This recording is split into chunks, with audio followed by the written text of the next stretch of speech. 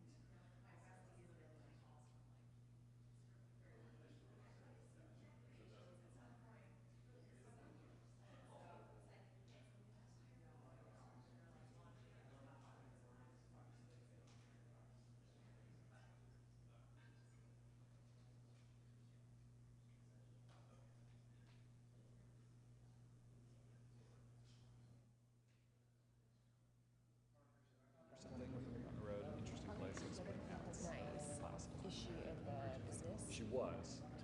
Now she works for like a comms firm. But she like kind of knows how it all works.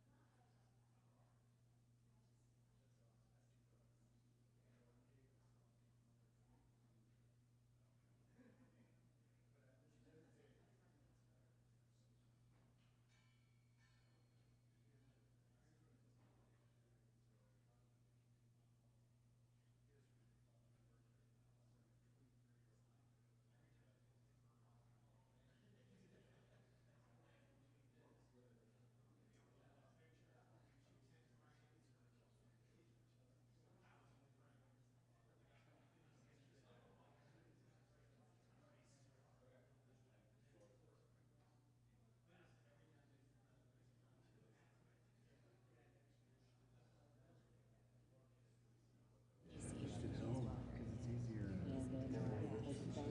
After a month, that's the thing. Do you guys live in the district? We live in Georgia, Okay. but it makes sense. Rent's so expensive, which is, take less to run.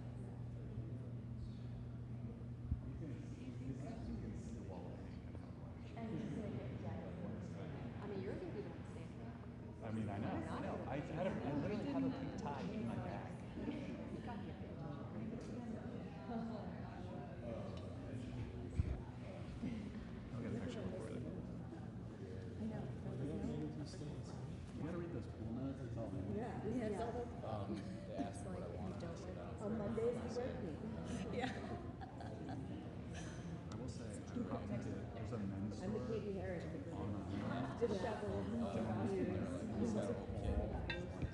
Razors and ties, like no less room. Like everything. No, I've had big pieces of tie. That's a part of it. Stop, girl, dad, you know. Yeah, it was like Liz Frozen and the girl, Lacey Sugar. Yeah, because they both have holiday movies out this year, and I think that's why they were all together. And hopefully, and what a career to enjoy. What a career. I think it's all about kind of like, can I think I watched the Lindsay Lohan. it was actually good. Yeah. It's like, I also know that like Kristen Chenoweth, who's obviously getting a lot of attention as a big kid, is like the mean mom. 10, 50 millimeters, so the price is about 400. You know.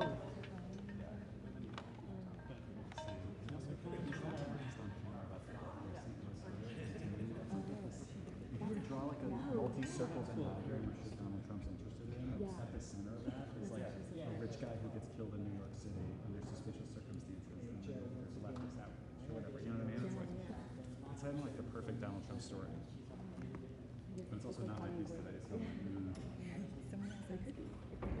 exactly. Maybe if he does another round, he can. Yeah, right. The bonus round question.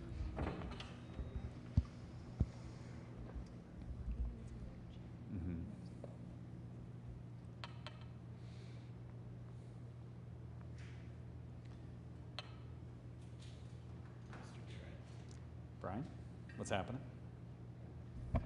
Here we are again. Got a good spot. Have you gone home? Okay. All right, good. It's true. Have you been hired? Honestly, I had not been here at all since election week until last.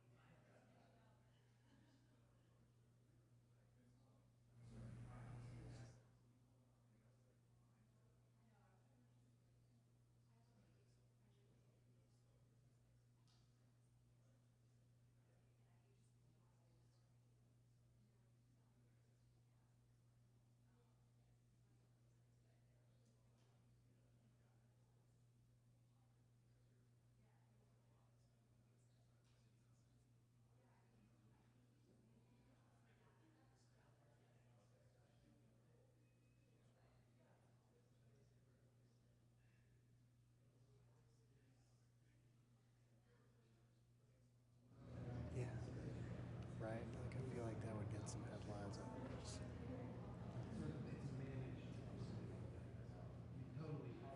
He posted on it about it on True Social. He hasn't talked about it. The whole key to managing it is to keep the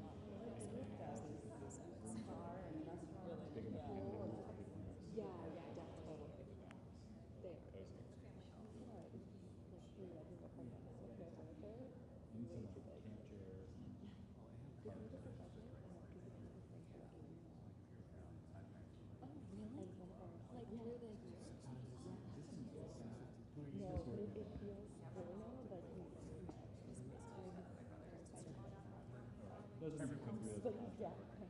Which is good. He's like been going on streets, he's like to the measures, he's going around the state fair. First fair. It's like really cool. That's smart though to do it for the year. That's great.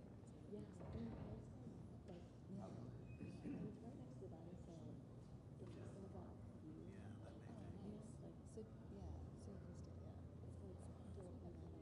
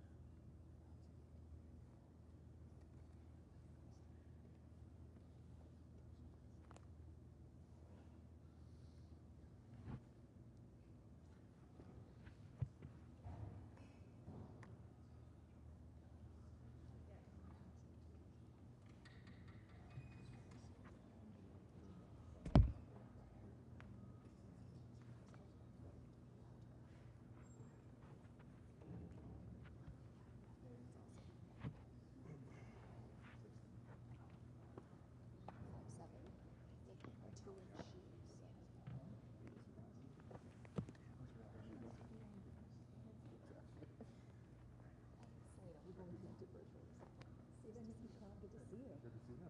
Forgive me. Good to see you.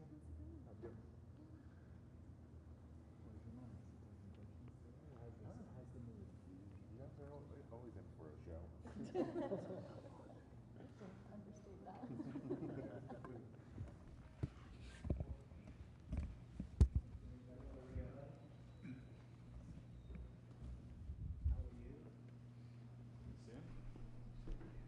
Thank you very much.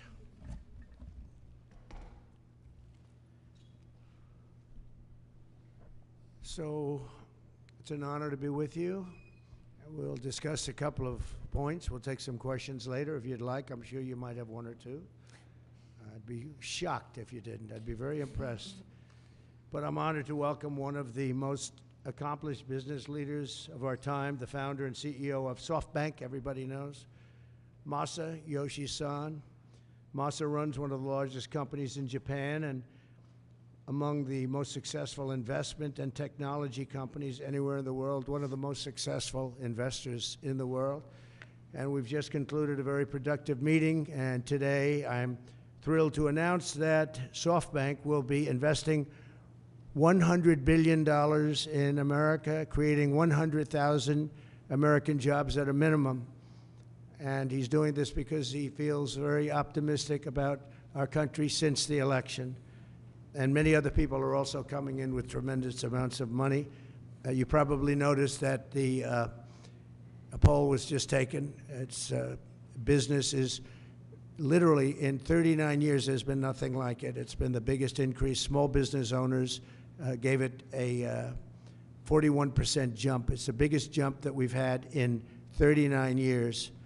And nobody's ever seen anything like it. And it's just, they're very optimistic. This historic investment is a monumental demonstration of confidence in America's future, and it will help ensure that artificial intelligence, emerging technologies, and other industries of tomorrow are built, created, and grown right here in the USA. One of the beautiful things about Masa is he's very much involved with emerging technology. He probably knows it maybe better than almost anybody. So it's a great honor, and some of you remember after the 2016 election, also SoftBank committed to invest $50 billion in our country, and they did. And I'm very pleased to say that they kept that promise in every way, shape, and form, and now they're looking to do 100, and I've looked at their books. They do have the possibility of doing more. I'm going to ask them to do a little bit more, but first I'm going to ask him to speak and just to say a few words. Masa, please. Thank you. Thank you. Please. Thank you. Thank you. Thank you very much. Appreciate it. Thank you, Howard. Thank you so much. I'm very, very excited. I would really like to celebrate the great victory of President Trump. And my confidence level to the economy of the United States has tremendously increased with his victory. So because of that, I'm now excited to commit this $100 billion and 100,000 jobs into the United States. This is double of last time, as President Trump said. Because I say, oh, President Trump is a double down president. I'm going to have to double down, you know, $100 billion and 100,000 jobs. This is, you know, my confidence level, because that has doubled down. So I am truly excited to make this happen. And of course, business is important, technology is important.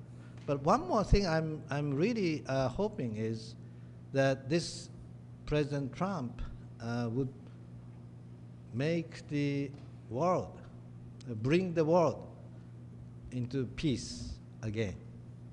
That's my additional hope. And I think he will actually make it happen. So anyway, I'm excited to go, and we were discussing, and President Trump said, Masa, you know, double down is not enough. Maybe, you know, go for more, right? That's what I'm going to ask him right now.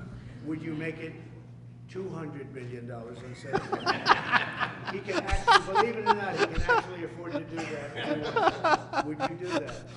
Well, my promise is 100, but he's now asking to do more. I think with your leadership, my partnership with you, with your support, I will try to make it happen. That's good. All right. 200.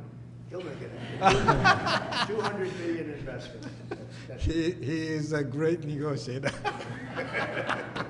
Good man. He's a brilliant guy and did an unbelievable job, and the people of Japan and all over the world are very proud of him. They have tremendous respect for him. So when he does what he just did, and I would be surprised if it didn't go to 2. When you say you'll try, I know you'll do it. I will really try.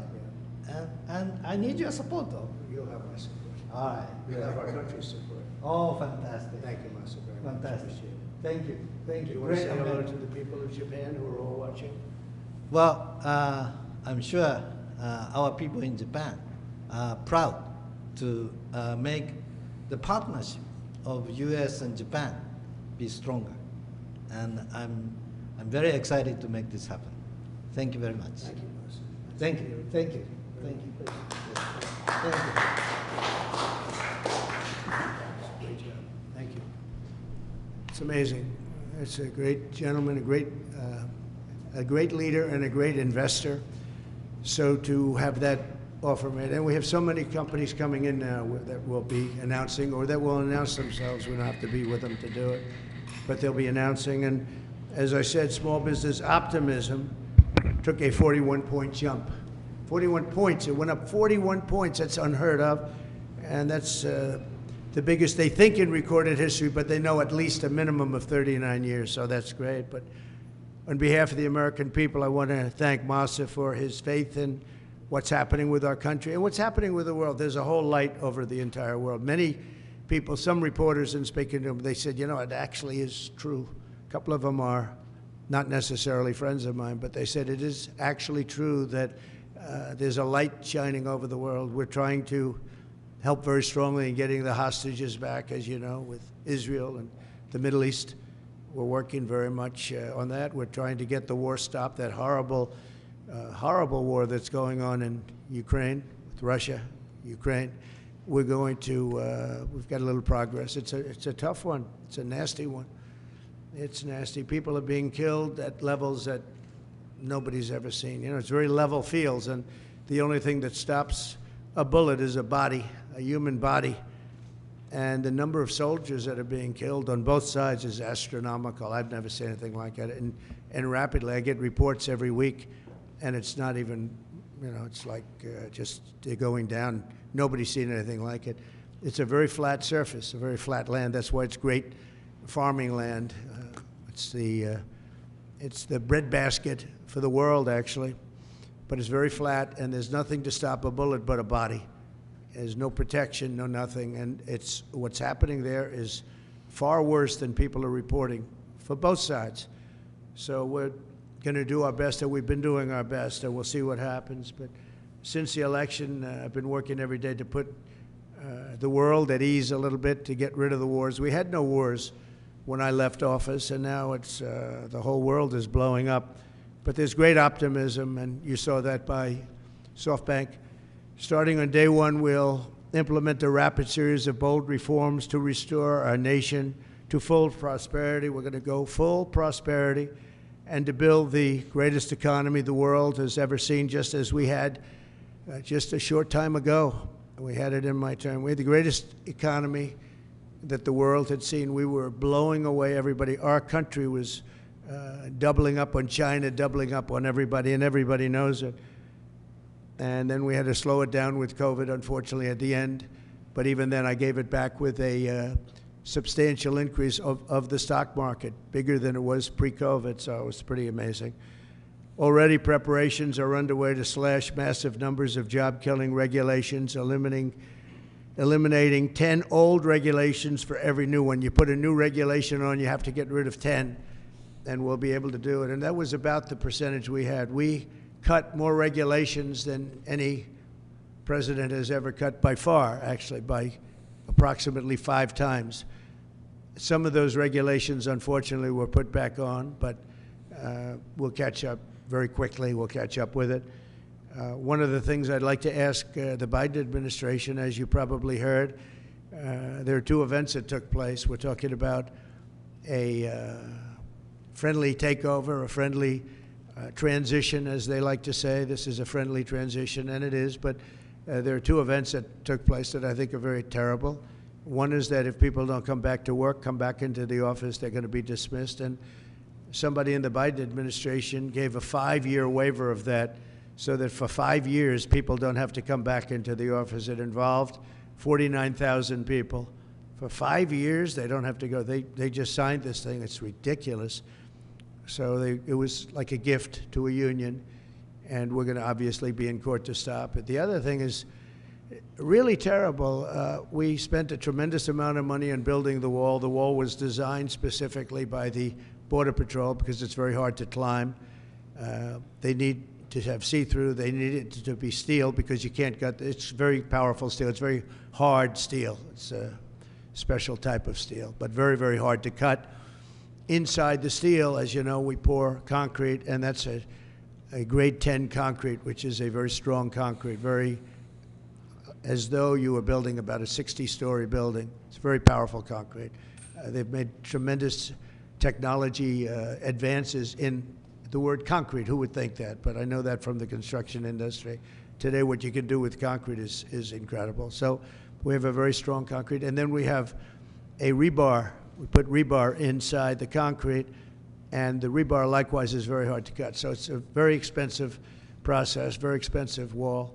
And then we put a anti-climb plate on the top. You saw that. And I didn't like the look of it, but then when I watched, we had people testing. We had mountain climbers actually testing, and they were not able to get over the anti-climb plate. So I said, all right, I guess we're going to put it on. That plate on top, which I never loved the look of it, but it works so unbelievably well, you have to do it. So we spent a lot of money on building it, and we have hundreds of miles that we put up. A lot of people don't realize, but we did 571 miles of wall. That's why we had such good records, in addition to the fact that Mexico helped us with their military. They kept people out, and they were actually very good under the past leader. But now we ordered an additional 200 miles of wall. It's very expensive. And now it's about double the price of what it would have been 6 years ago. And the administration is trying to sell it for 5 cents on the dollar, knowing that we're getting ready to put it up. And what they're doing is really an act. It's almost a criminal act. They know we're going to use it, and if we don't have it, we're going to have to rebuild it, and it'll cost double what it cost years ago, and that's hundreds of millions of dollars, because you're talking about a lot of wall. I built much more than I said I was going to build, but then after it was built, I said, you know, we can do some more because it's sort of like water, people flow through, and that will pretty much really take care of it. And what happened is they just, as you see, they're trying to sell it for 5 cents on the dollar, and that's really, that has nothing to do with a smooth transition. That has to do with people really trying to stop our nation. And all it means really is that we're going to spend hundreds of millions of dollars more, not even talking about the time. Time would be pretty long, but we'll spend hundreds of millions of dollars more on building the same wall that we already have. And people have already come back to us that have deals at 5 cents and 4 cents, and one guy at 3 cents on the dollar, and they offered to sell it back to us at more money than it cost us to build substantially. Can you believe it? So they make a deal with the United States to buy it for pennies, and then they call us and they say, do you want to buy it back? We'll sell it back to you for hundreds of dollars a foot. Hundreds of dollars, from pennies to hundreds of dollars a foot. And we can't let this take place. Now we're going to go. I spoke with the Attorney General of Texas. I spoke to the senators of Texas. I spoke to a lot of people, and hopefully they'll be able to stop. We're going to be, having a restraining order. But just think about how ridiculous it is. And this is just people that don't want this country to succeed. And this has nothing to do with Democrat or Republican. This has to do with common sense. We won on common sense, and this is maybe one of the most egregious examples I've seen. So the people that are buying it or trying to buy it are trying to make a deal with us to sell it back at hundreds of times more than we paid. And this is all because the Democrats. So I'm asking today Joe Biden to please stop selling the oil. We're going to use that to create a strong barrier, and it worked. That's why our numbers were so good. It really worked, and it worked well. And it's very expensive to do. And I'm asking Joe Biden to stop his people from giving it away. It's something that people can't even believe is happening. So hopefully Joe will be able to stop it. We'll soon unleash American energy, and this will be done at levels not seen before, issuing quick approvals for pipelines, drilling, and other infrastructure. It'll be clean energy, and we'll bring in the price of electricity, and we're going to bring it down fast. We're also going to create clean coal. Clean coal is something that has really taken over. We have coal that will last for over 1,000 years. We have so much coal, and with a process, it becomes clean coal. It's very powerful energy, unlike wind. It's very, very powerful, and we're going to be doing a lot of clean coal for the people of West Virginia and others, Wyoming, so many states. We have great states, and they'll be happy to hear it. But we're going to be very much into clean coal. I don't ever use the word coal. I use the word clean coal. And I'll keep my promise to pass historic tax cuts for American families, workers, and businesses that create jobs in America. As you know, we're giving tax cuts if they do it here. We brought it down from 44%, 42%. In some cases, it was 39%. We brought it all the way down to 21%. And now we're bringing it down to 15%, but only if they make their product, their car, or whatever they're doing in the United States and the U.S. And people are thrilled. I've had the smartest people on Wall Street call me. They said, "Where'd you get that idea?" And it doesn't seem that complicated, right? But it's it's like the paperclip. Nobody ever thought of it. One guy thought of it. Everybody looked at it. They said, "Wow, that was a good idea. Why didn't I think of it?" But we're bringing it down 6 more points, and that will put us really at the best level we've ever had for bringing in business. We've never been down to that level. We'll be among the lowest taxed states, and a lot of businesses are going to come in. Between that and our taxing and tariff policies, we're going to have business like nobody's ever seen in this country before. That's why we're having a 41-year record in optimism from small businesses and big businesses. And I'll keep my promise to pass historic tax cuts for families, workers, and businesses that create jobs in America. Any business that invests $1 billion or more in the United States will be eligible for fully expedited permits and approvals, including environmental approvals from the federal government. So when companies come in, if they're going to invest $1 billion or more, there'll be many of them, and they'll go into Detroit, and they'll go into a lot of places where we want them. You saw how well I did with the auto workers. We did unbelievably. You saw how well we did with the Teamsters, and also the non-union were record 98%, 97%. Nobody's ever got numbers like that because we're bringing business back, and they're all coming back. We lost them over years of stupidity, I call it. I call it the years of stupidity, the decades of stupidity. Through the Department of Government Efficiency, Elon Musk has been working very hard with various people, including Vivek. We'll going to eliminate hundreds of billions of dollars of waste and fraud, and I can only tell you, I'll give you a little early report, they're finding things that you wouldn't even believe. So we're looking to save maybe $2 trillion, and it'll have no impact. Actually, it'll make life better, but it'll have no impact on people. It's not like we will never cut Social Security or things like that. It's just waste, fraud, and abuse. And we'll immediately restore the sovereign borders of the United States and stop illegal immigration, which is costing us, I believe, trillions of dollars a year. I think it's a cost that nobody's ever seen anything like it. I don't know how can you be satisfied releasing prisoners into the United States. Think of this. You're releasing prisoners from jails all over the world, not just in South America. From the Congo, I would talk about it all the time. They're a very big sender of people. But from all over the world, they're sending prisoners out of their jails. Some of their jails are empty, and they will be empty soon if this ever continued. I spoke with the president of Mexico, and as you know, I spoke with Justin Trudeau of Canada, and we told them it's not fair, not right. You can't let these people come into our country. And they understand. They're very much on notice, and they're going to have to stop this from happening. They're going to have to stop it. We lose a lot of money to Mexico. We lose a lot of money to Canada, tremendous amount. We're subsidizing Canada. We're subsidizing Mexico. That can't go on. And I get along with the people of Mexico and Canada very well, but we can't let that happen.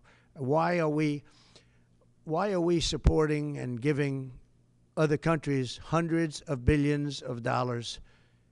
It's not fair. It's not right. And the people of Mexico and Canada fully understand that. We've talked about it before, but now we're doing something about it. We started, and then we had to fix the COVID situation, and that's what we did. But now we're doing it. We're doing it from the beginning. Howard will be largely in charge. We'll be working on it together. Howard's terrific. He's done a fantastic job, and he's really helped us a lot with transition. I think we have fantastic people coming in.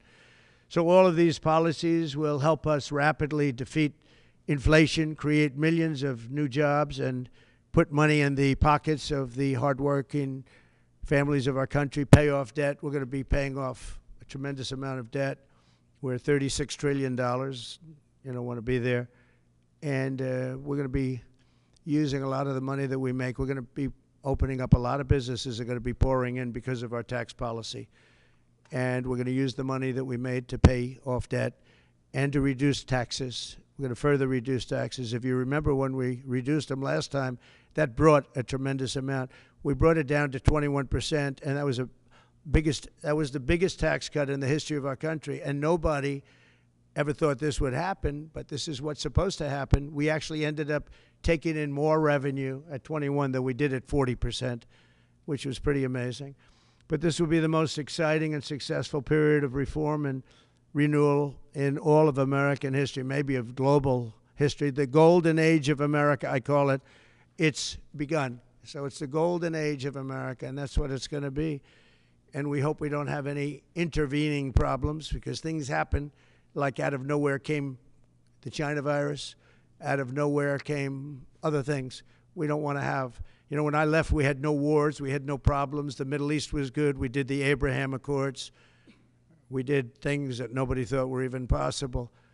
But think of it, 4 years ago, we had no wars. You didn't have Russia going into Ukraine. They wouldn't have done it. They weren't even thinking about it. When they saw what happened in Afghanistan, I think they gave them an idea. But they wouldn't have done it. They would have never gone. President Putin would have never gone in. And now you look at all those people are dead. All those cities are destroyed. You know, it's nice to say they want their land back, but the cities are largely destroyed. They've left Kiev because probably maybe they want to use it or occupy it, but they haven't done it. They've done a lot of damage, but relatively compared to the other cities, very little.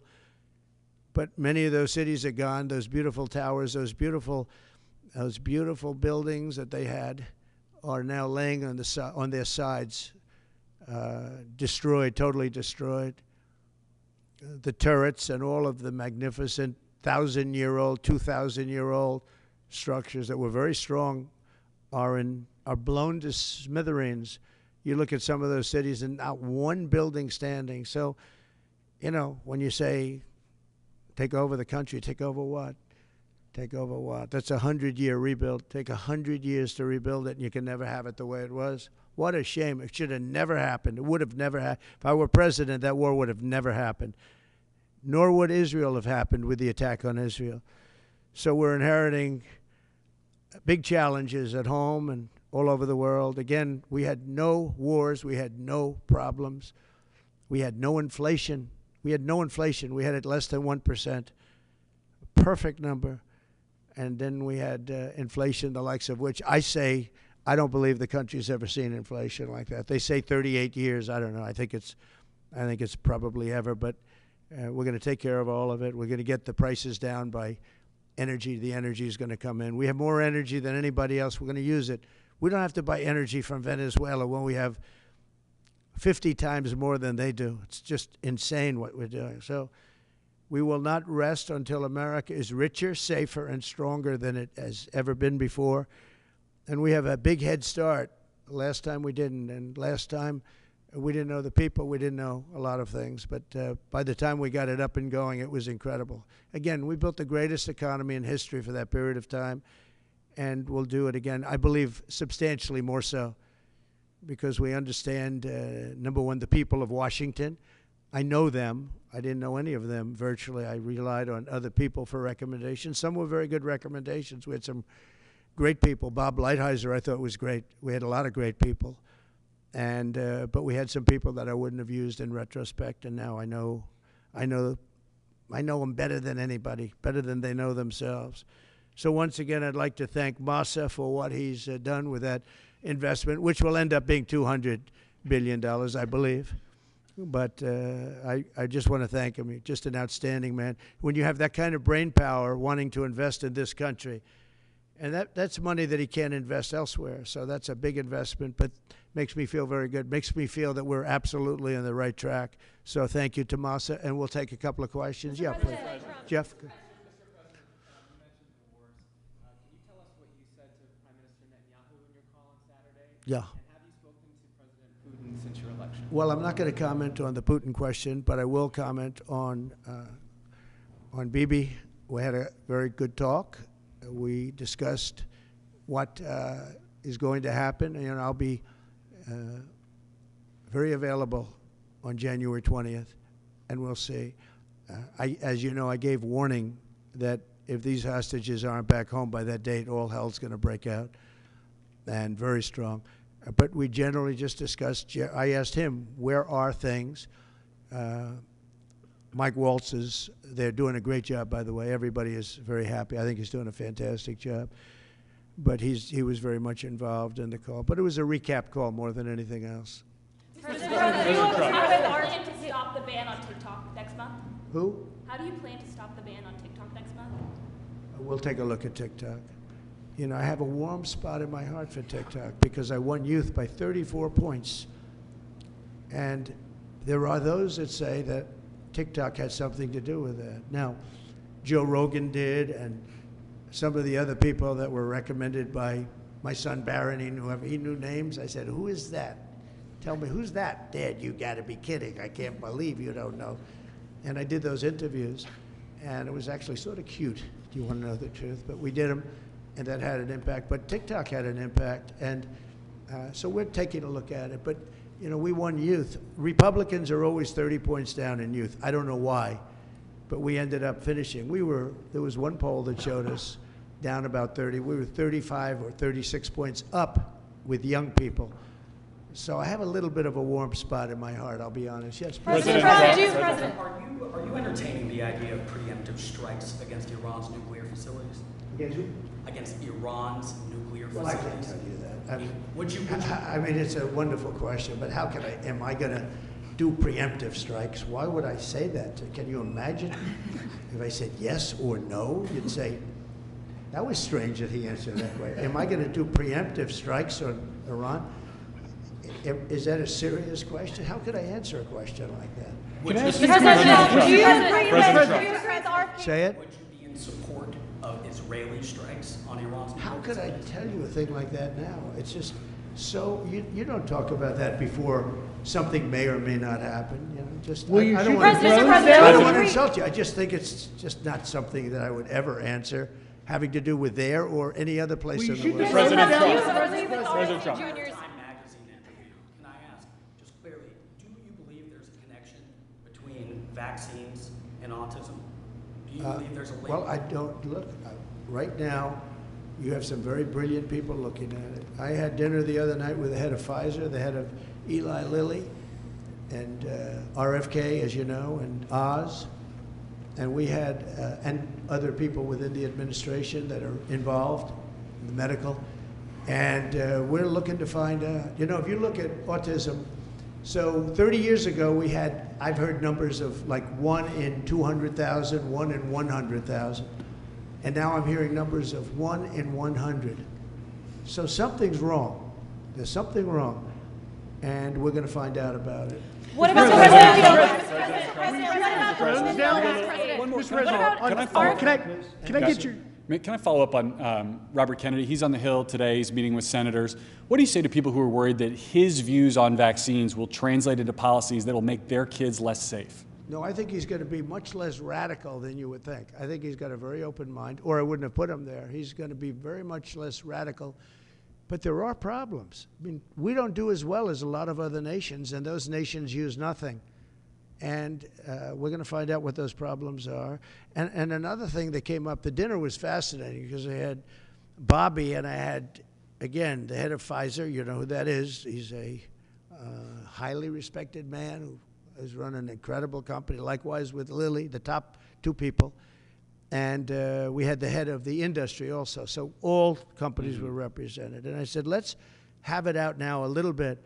And you know what came out of that meeting is that we're paying far too much because we're paying much more than other countries. And we have laws that make it impossible to reduce. And we have a thing called the middleman. You know the middleman, right? The horrible middleman that makes more money, frankly, than the drug companies, and they don't do anything except they're a middleman. We're going to knock out the middleman. I'm going to be very unpopular after that statement. Mr. President, I don't know who these middlemen are, but they are rich as hell. And we're going to knock out the middlemen. We're going to get drug costs down at levels that nobody has ever seen before. And that really, I tell you, we spent more time talking about that with Bobby and with the executives and Oz, all of them. We spent more time talking about that than anything else. Thanks, President Trump. What about the polio vaccine? Well, I'm a big believer in it, and I think everything should be looked at, but I'm a big believer in the polio vaccine, the Salk vaccine. Do you think schools should mandate vaccines? Do you think schools should mandate vaccines? I don't like mandates. I'm not a big mandate person, so, you know, I was against mandates. Mostly Democrat governors did the mandates, and they did a very poor thing. It was, you know, in retrospect, they made a big mistake. Having to do with the education of children. You know, they lost like a year, 2 years of their lives. The mandate was a bad thing. I was against the mandate. So is that something you'd want to... Yes, please. Do you expect Ron DeSantis to appoint Laura Trump to Senator Marco Rubio's seat? No, I don't. I probably don't, but I don't know. Ron's doing a good job. That's his choice, nothing to do with me. Laura's unbelievable. I mean, she was incredible. The job she did at the RNC as chairman, along with Michael Whatley, the combination. But I could just speak for Laura. She is so highly respected by women. I mean, even her workout routines are through the roof. She lifts 150 pounds. I don't know how the hell she does it. She's a bad example for men and women's sports. Because I wouldn't be able to beat her, I don't believe. I'd try like hell. But no, she's an incredible woman. And, you know, it's funny, people oftentimes talk about nepotism. I never had, when I put her there, people said, how did you get her to do it? You know, she could have run for the Senate in North Carolina. Ted Budd would be the first to say. And he wouldn't have run, nobody would have run. And she just said, no, I want to really focus on my children. When the election, and my family, she has a great family.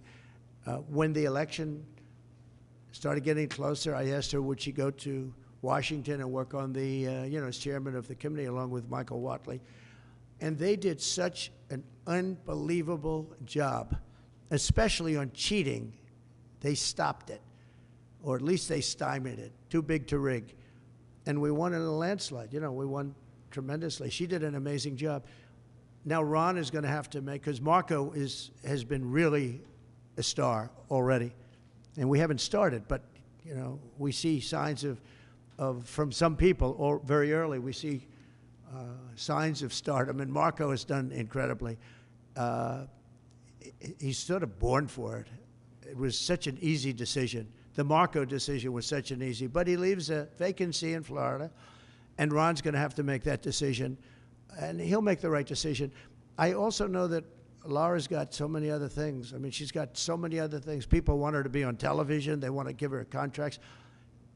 You know, her predominant thought is our country and her family. Those are her thoughts. but she's got so many other things that she's talking about. Mr. President. He'll make the right decision. Mr. President. Mr. President, Mr. President. Should senators who oppose your nominees, your cabinet nominees, should they be primaried? If they are unreasonable, I'll give you a different answer, an answer that you'll be shocked to hear. If they're unreasonable, if they're opposing somebody for political reasons or stupid reasons, I would say has nothing to do with me. I would say they probably would be primaried.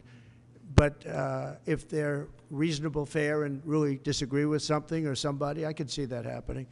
But I do believe that if they're I think we have great people. I think we have a great group of people. Pam has been unbelievably received. You take a look, Pam Bondi. So many have been just unbelievably received. I think Pete Hegseth is making tremendous strides over the last week. He's going to be great. Look, he went to Princeton, he went to Harvard, he was a great student there, but he really was, from the first day I met him, all he wanted to talk about was military. He's just a military guy. I think it's a natural. This was my idea. And you know, Pete Hegseth gave up a lot because he was going big places in Fox, big places, a lot of money. And he didn't even hesitate. When I said, do you want to do this? He said, absolutely. I said, you know, if it doesn't work out, you'll never have the opportunity that you have right now in terms of the world of entertainment or business, whatever you want to call it. You'll never have that opportunity again. In fact, it could be just the opposite because it's nasty out there. He said, I don't care. I have to do it for my country. He gave up a tremendous amount. If this didn't work, it would be a tragedy. Because, but that's what he loves. He loves the military. I never talked to him about anything else. He'd talk about the military. He'd come to see me about a soldier that was unfairly treated, and could I help? That's the only thing I virtually ever talked to him about. And I always remembered it. I've seen him many times, and I don't think I've ever had a subject on anything other than military with him. That's where his love is. And he didn't say, well, I'd like to think about it. I'd like to talk to my family. He said, not even a contest. And, you know, he was going through the roof over there. He was doing great. They have the #1 show that Saturday and Sunday with Will and Rachel. That was great chemistry. And if this didn't work out for him, it would be actually sort of tragic. Yeah. Would you consider pardoning Eric Adams? Yeah, I would. Yeah.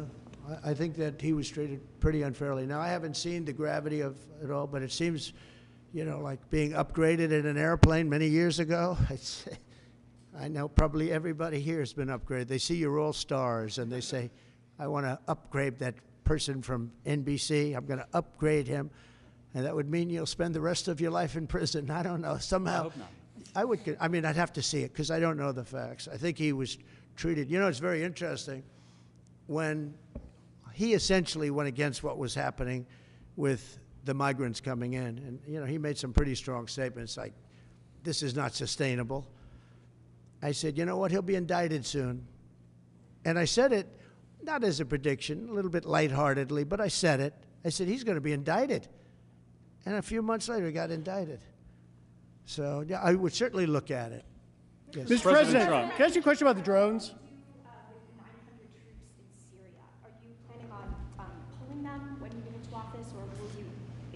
Well, you know, we had 5,000 troops along the border, and I asked a couple of generals, so we have an army of 250,000 in Syria, and you had an army of 400,000. They have many more people than that. Turkey is a major force, by the way, and Erdogan is somebody I got along with great, but he has a major military force, and his has not been worn out with war.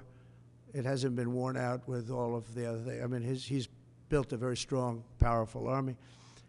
And so we have 5,000 soldiers in between a 5 million person army and a 250,000 person army. And I asked the general, what do you think of that situation? He said, they'll be wiped out immediately.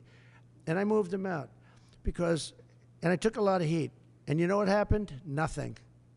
Nothing. I saved a lot of lives. Now we have 900. They put some back. But 900, if you're talking about two, now one of the sides has been essentially wiped out, but nobody knows who the other side is. But I do. You know who it is? Turkey. Okay? Turkey's the one behind it. He's a very smart guy. They've wanted it for thousands of years, and he got it. And those people that went in are controlled by Turkey. And that's okay. It's another way to fight. But no, I don't think that I want to have our soldiers killed. But I don't think that will happen now anyway, because the one side's been decimated.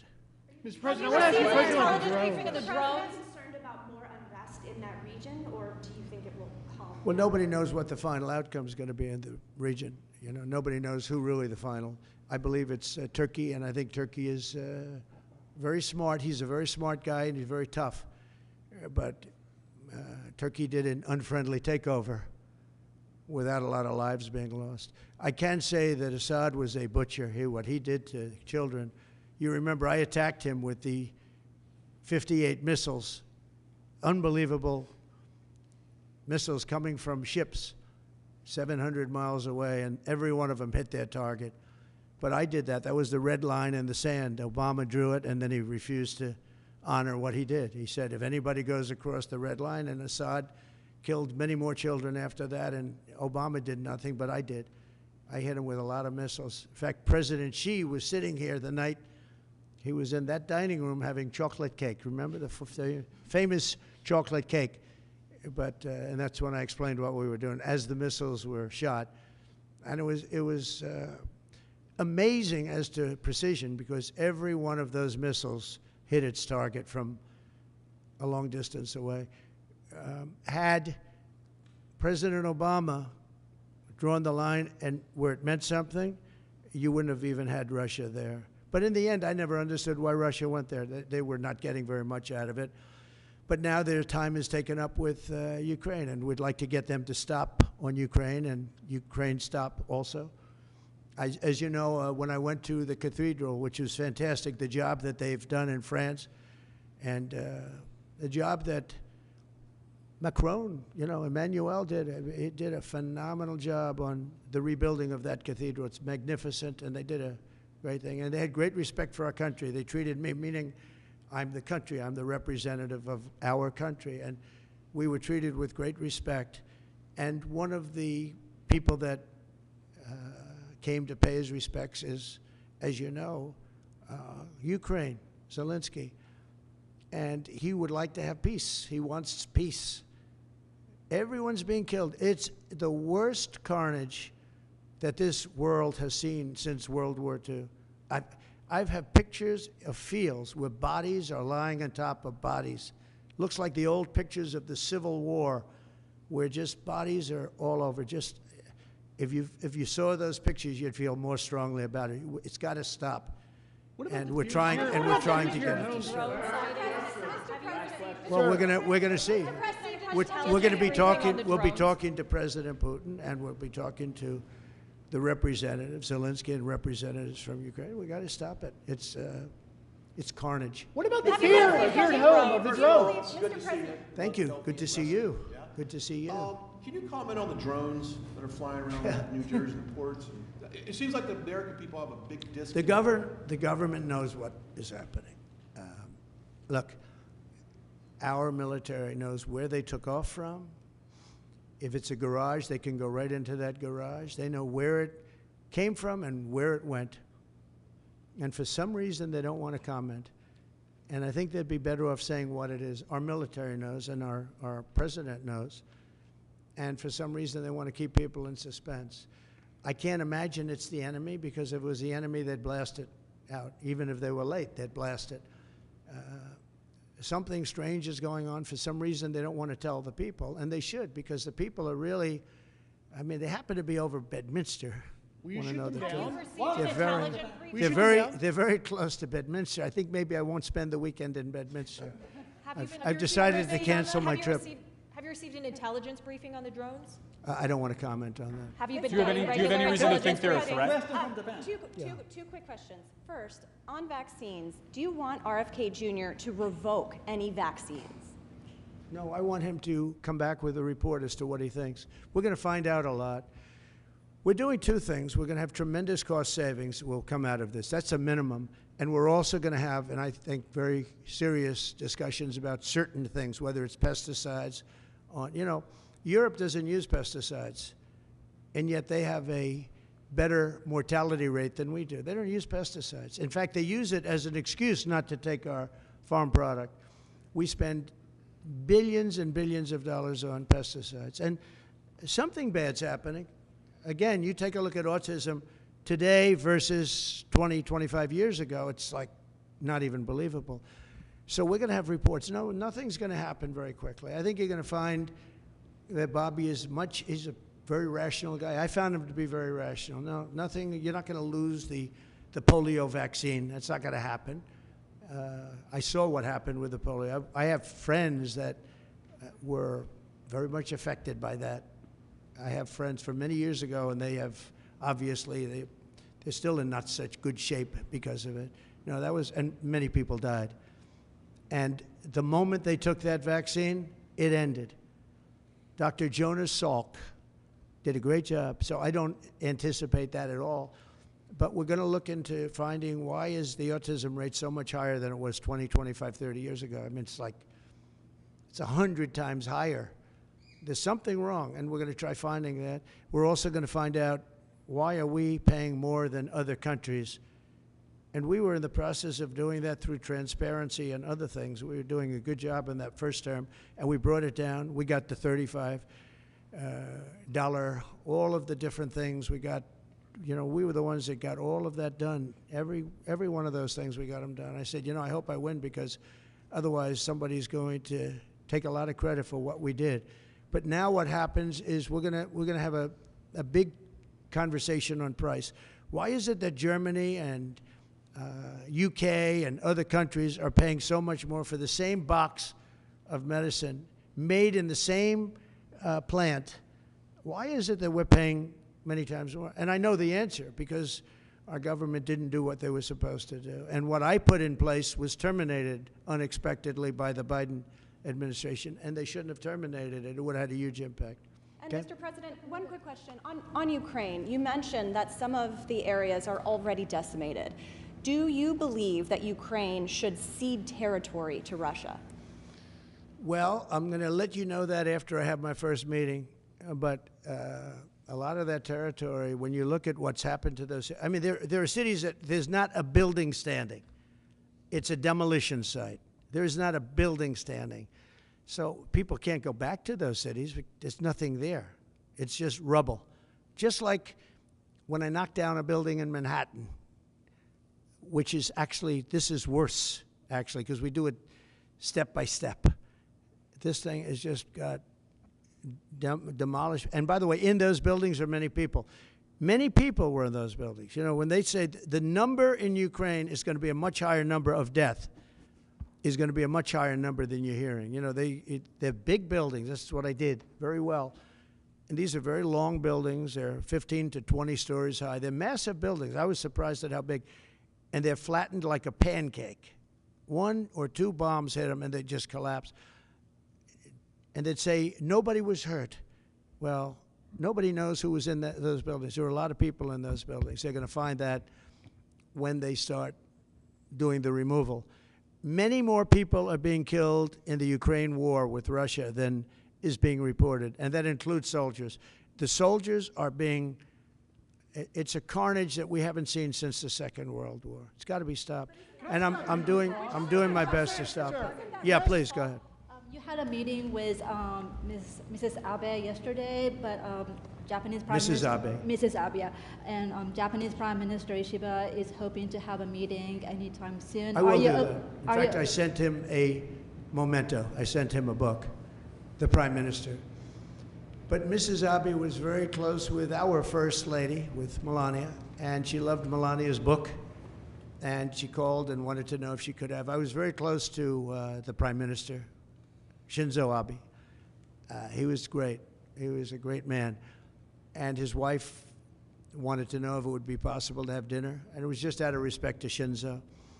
And yes, I'd love to see the Prime Minister, and we will do that. I actually sent him a book and some other things for him through Mrs. Abe. Will that happen before the inauguration day? It could. If they'd like to do that, I would do that, yeah. Sir, President Trump, we just declared I have great respect for the, for the position, and if he'd like to do that, I'd be here.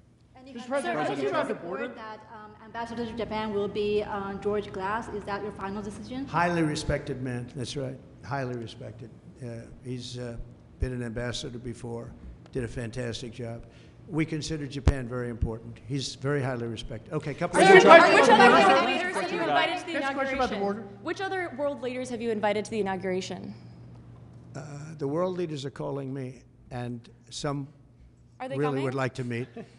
No, I mean, literally, they're calling me, and I'll be seeing some of them. I think it's rude not to. I mean, it's hard to say I'm not going to see you. And I've spoken to way over 100 where they called to congratulate on not only the election, but the size of the election, the extent of the victory.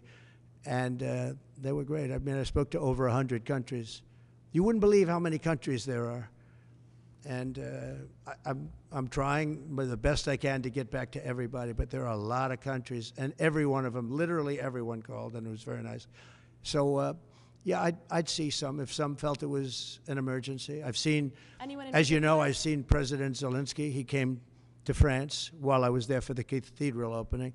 They actually had about 70 presidents and prime ministers, and in one case, a king.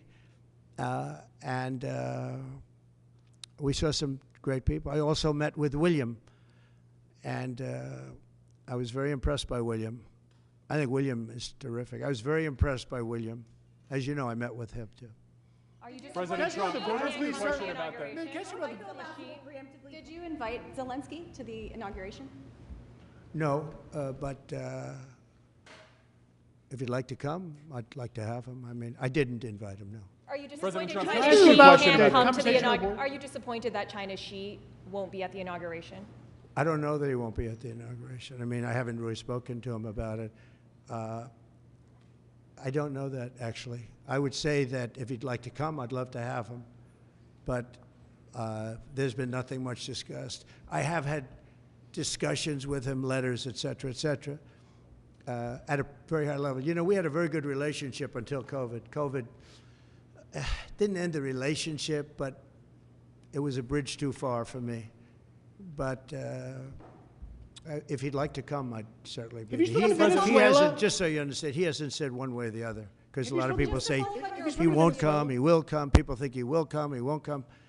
It's something we barely discussed, just about didn't discuss. But I have had, especially through letters, some very good conversations. Have you had conversations with Venezuela? You know, because China and the United States can together solve all of the problems of the world, if you think about it. So it's very important. And, you know, he was a friend of mine. I mean, he was here for a long time, right in that spot, except sitting in a very comfortable chair. He wasn't standing like you are. But we spent hours and hours talking. And, you know, he's an amazing guy. Have you spoken to Venezuela? The press hates when I say that, but he's an amazing person. Have you spoken to anyone in President Venezuela, Trump, sir? can I ask you about- On the border, can I on ask the you about border. If I could the just ask you on the United border. Healthcare Hold on one second, Gary. shooting? Real quick. The United Healthcare shooting, the I think shooting of the it's CEO in terrible. New York. Can you give us your thoughts about that? And what do you make of Well, the I reaction think it's around the terrible. suspected shooter? Does that tell you anything about how people I think it's a about healthcare? terrible thing. I think it's really terrible that some people seem to admire him, like him. And I was happy to see that it wasn't specific to this gentleman that was killed. It's just an overall sickness as opposed to a specific sickness. That was a terrible thing. It was cold-blooded, just a cold-blooded, horrible killing. And how people can like this guy is, that's a sickness, actually. That's really very bad, especially the way it was done. It was so bad, right in the back. And very bad, very thing like that. You can't believe that some people, and maybe it's fake news. I don't know. It's hard to believe that that can even be thought of. But it seems that there's a certain appetite for him. I don't get it. Yeah, please. Could you just comment on? I want to expand on the defamation lawsuits. Could you see moving that to other people with individual platforms, social media influencers, people that Or newspapers, yeah. Yeah. Yeah. Oh, I do. I think you have to do it because they're very dishonest. We need a great media. We need a fair media. We need, it's very important. And we need borders, we need walls, but we need borders, and we need fair elections. You look at California, millions and millions of ballots were sent out. They're still counting the vote in California with the machines. They're counting the vote. If you had paper ballots, the votes would have been counted 4 weeks ago, 3 weeks ago. Now, you need fair elections, you need borders, and you need a fair press. And the press is, no, I see others. I have a few others that I'm doing. I'm going to, as an example, I'm doing this not because I want to. I'm doing this because I feel I have an obligation to. I'm going to be bringing one against the people in Iowa, their newspaper, which had a very, very good pollster who got me right all the time. And then just before the election, she said I was going to lose by 3 or 4 points, and it became the biggest story all over the world because I was going to win Iowa by 20 points. The farmers loved me, and I loved the farmers. And it was interesting the way she did it. She brought it down 2 weeks before. She said I was going to only win by 4. That was a big story. But that was good because she brought it down from like 22 points to 4 or whatever the number was, way up, an easy win. We never even thought to go there. I respect them, I love them, and they understand there's no reason to go there because she brought it from way up, walk away, which it was, and it turned out to be in the election too, by the way. It was a win by many, many points. And then she brought it down very smartly to 4 a couple of weeks before, and everyone said, wow, that's amazing. He's only up by 4 points. Then she brought it down to where I was down by 3 or 4, whatever the number she used.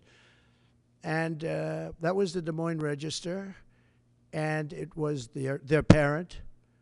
And in my opinion, it was fraud, and it was election interference. You know, she's gotten me right always. She's a very good pollster. She knows what she was doing. And she then quit before. And we'll probably be filing a major lawsuit against them today or tomorrow.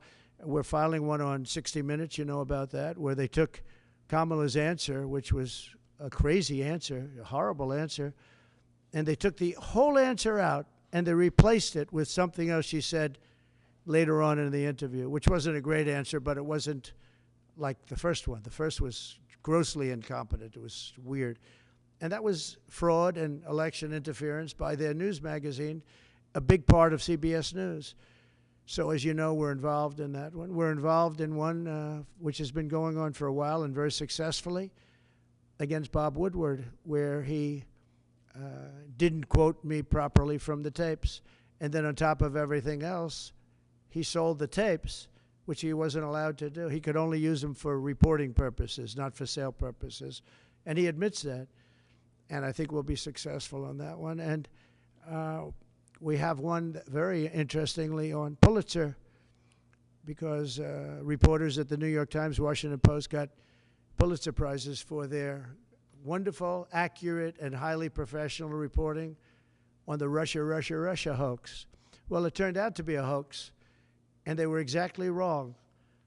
People, like many people, John Solomon, Sean Hannity's not for Pulitzer, but Sean Hannity got it right. Many people got it right.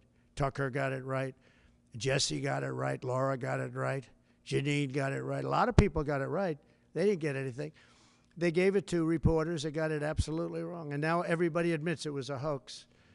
And I want them to take back the Pulitzer Prizes and pay big damages. And I think we're doing very well on that one. They have no excuse for it. They gave a Pulitzer Prize to writers that got Russia wrong.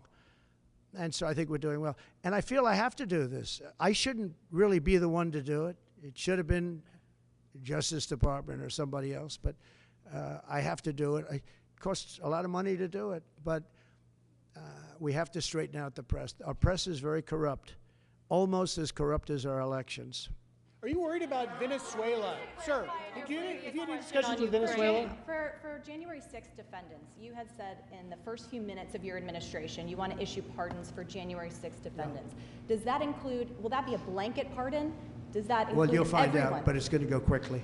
And just to follow up on your Have you had any discussion, sir, with in terms of your mass deportation plans, have you had any preliminary discussions with countries like Venezuela, from where the Tren de Aragua gang is now popping up? They'll take them back. They're going to take them back? They're all taking them back, yep. And if they don't, they'll be met very harshly economically. Okay, they'll all take them back. You know, Venezuela and other countries were not behaving very well with us during my administration, and within 24 hours they were behaving very well. They'll all take them back. And separately, can I ask a follow-up on Jeff, that? nice to see you, Jeff. This is like the old days, right? Nice to see you too. You look much better now than you did 4 years ago. What are you doing? What's he doing? All right, go ahead. Thank you, sir. The first day you just mentioned that you're in office, I imagine you've got some executive orders that you're Yeah, a going lot to of go them. through. Can you tell us what your We'll have a lot. priorities- Well, what are your priorities? I'll bet you could tell. You could say as well as I could. We will have many executive orders and other things that we'll be signing on the first day. Can you also, just going back to my initial question about the Middle East, you said that your conversation with Prime Minister Netanyahu was kind of a review. Did you repeat We that just had a threat? very good conversation, and you know the real conversations will start on the 20th. But we had a really good conversation, and I think we're going to be in a good place in the Middle East. I think the Middle East will be in a good place. I think actually more difficult is going to be the Russia-Ukraine situation. I see that as more difficult. When you say there will be I don't think they should have allowed missiles to be shot 200 miles into Russia. I think that was a bad thing. And that brought the Koreans in, you know, North Korea, another man I get along with very well. I'm the only one that does. But that did a lot of bad things. I don't think that should have been allowed. Not when there's a possibility, and certainly not just weeks before I take over. Why would they do that without asking me what I thought? I wouldn't have had them do that. I think that was a big mistake they made. Will you reverse that decision when you're in office to let those I might, yeah. missiles be I thought it used? was a very stupid thing to do. And when you Do say you have any that- reaction and to just one Duke last one on Lacrosse? this, when you say that there will be hell to pay if the hostages are not released before January 20th, what does that mean? Well, they're going to have to determine what that means. But it means it won't be pleasant. Mr. President, It's how not, was your meeting? it's not going to be pleasant, yeah? How was your meeting with Apple CEO Tim Cook, and did you talk about tariffs in that meeting? Meeting with who? Apple CEO Tim Cook. I did have dinner with Tim Cook. I had dinner with sort of almost all of them, and the rest are coming. And this is one of the big differences, I think, between, we were talking about it before, one of the big differences between the first term. In the first term, everybody was fighting me. In this term, everybody wants to be my friend. I don't know. My personality changed or something. But I had, as you know, I had Sundar from Google, but I also had Sergey. Nobody reported that. Sergey is the owner, the primary owner, along with his friend, as you know. And Sergey was here also. I can't believe you didn't pick that one up. Nobody picked that up. But I will tell you, no, it's a big difference. The big difference is that the first time everybody was fighting me on all fronts. And we had a great administration. We got the biggest tax cuts in history, rebuilt the military. Too much of it was given away to Afghanistan, stupidly given away, horribly given away. I think that's one of the reasons that Putin went in to Ukraine when he saw the stupidity of Milley and these guys. They're stupid people, very stupid people. If they didn't do such a bad, you know, we were pulling out of Afghanistan, but I would have pulled out with dignity and strength. They wouldn't be having parades, I guarantee you, showing our equipment that they left behind, because we weren't going to leave any equipment behind, not 10 cents. We were going to take every screw and every bolt. Yeah, the biggest difference is that people want to get along with me this time. Well, they've gone through 4 years, and, you know, it wasn't easy for me, but it wasn't easy for them either. And that's a great thing, though. Getting along is a great thing. So Tim Cook was here. I think he's done an incredible job at Apple, and he talked about the future of Apple. It's going to be a bright future. But we have many others also, and not in that business. And we do have Jeff Bezos, Amazon, coming in sometime during the week. I look forward to that. We have a lot of great executives coming in. The top executives, the top bankers, they're all calling. And honestly, in the first time, I don't know what it was. It's like a complete opposite. In the first one, and the press has covered that fairly, actually, for change. The first one, they were very hostile. And maybe it was my fault, but I don't really think so. They were just very right from the beginning. And this one is much less hostile. It's really the opposite of hostile. Can I get your reaction? Well, you on don't need to Duke give Lacrosse, up a sir? shot. I know that you had some, I believe, involvement 18 years ago with the students at Duke accused of rape in the lacrosse. Now we have this development. I thought it was a hoax when it happened, the Duke situation. I didn't believe the woman, as you know, and they destroyed the lives of these kids. They destroyed, and I don't care what they got. Their lives have been destroyed. Their lives have been shortened by what took place. And now the woman admitted that it never happened. That is a horrible, and as you know, I took a lot of heat when I said that this did not happen. And those kids were beautiful kids with beautiful families, and they were, in some cases, will never be the same. They will never be the same. Have you talked to them by chance? What are your thoughts on the Postal Service? You mentioned Bezos a second ago, and I've always thought Bezos would be a key person to go in there and really streamline the logistics of the post office, but they lose billions. Well, there is talk about the Postal Service being taken private. You do know that. Not the worst idea I've ever heard. It really isn't. You know, it's a lot different today with between Amazon and UPS and FedEx and all the things that you didn't have. But there is talk about that. It's an idea that a lot of people have liked for a long time. We're looking at it. I think we're looking at that along with a lot of us. Any questions for Howard, by the way? Commerce. Sure, I'll ask one. Mr. Incoming Secretary, do you see another trade deal with China coming? I think the president. That's a tough one, right? Yeah. Oh, it's easy for me. You're sitting next to me, so it's okay. No, the president has very clear agenda for tariffs. And I think reciprocity is something that is going to be a key topic for us. How you treat us is how you should expect to be treated. Would you like to weigh in, sir, on that? You said it so well, reciprocal. If they tax us, we tax them the same amount. They tax us, forgetting just for a second about the word tax, they tax us, we tax them. And they tax us, almost in all cases, they're taxing us, and we haven't been taxing them. Is that deal already underway? Is there a deal already underway with respect to that? Let's just say this, we're going to make great deals, and we have all the cards. And until I came along, don't forget, and Howard was going over the numbers with me last night, we took in $600 billion and more in taxes and tariffs from China. No other president took in 10 cents, not 10 cents, not 10 cents. And no, well, we're going to be doing things. We're going to be treating people very fairly. But the word reciprocal is important because if somebody charges us, India, we don't have to talk about own. If India charges us 100%, do we charge them nothing for the same? You know, they send in a bicycle and we send them a bicycle.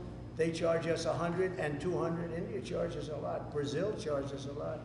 If they want to charge us, that's fine, but we're going to charge them the same thing. That's a big worried thing. about and you know what? The senators, some of them aren't necessarily business people. When I give that to them, they say, that sounds fair to me.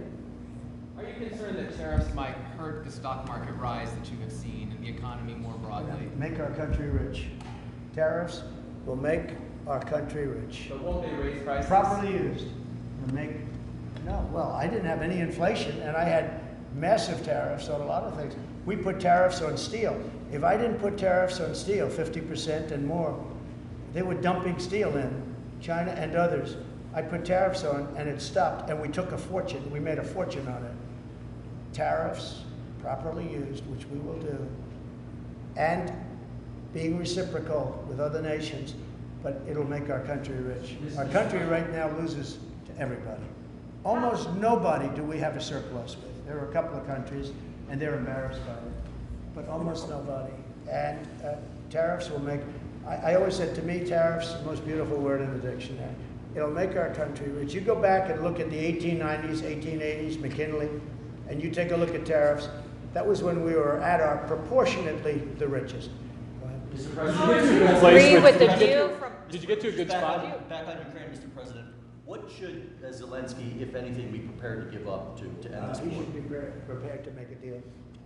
That's all. Got to be a deal. No, got to be a deal. Too many people being killed. That is a war that's hard. Too many people. Got to make a deal.